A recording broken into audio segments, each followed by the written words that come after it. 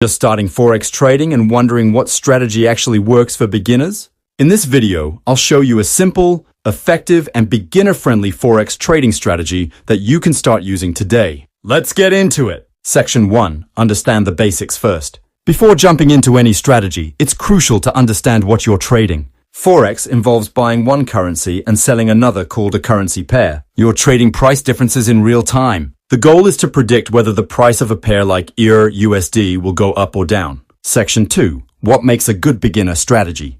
A good beginner strategy should be easy to understand, based on clear rules, low risk, unsuitable for small accounts. That's why I'm going to show you a basic trend-following strategy using moving averages. Section 3. The moving average crossover strategy. This strategy uses two moving averages. A short-term moving average, like 9 period, a long-term moving average, like 21 period. How it works. When the short MA crosses above the long MA, it's a buy signal. When the short MA crosses below the long MA, it's a sell signal.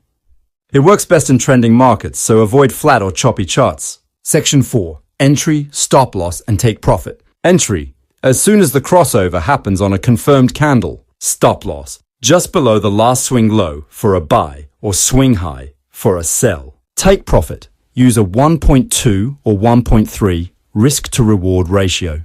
For example, if your stop loss is 20 pips, aim for 40 to 60 pips in profit. Always test your setup on a demo account first. Section 5. Bonus tips for beginners. Stick to one or two currency pairs only at first, like EUR USD or GBP USD. Always trade with a clear plan and avoid revenge trading. Keep a trading journal. Most importantly, manage your emotions. Patience beats panic. That's your simple Forex strategy for beginners. Test it, track it, and tweak it as you grow. If this helped you, don't forget to like, comment your questions, and subscribe for more beginner-friendly Forex content every week.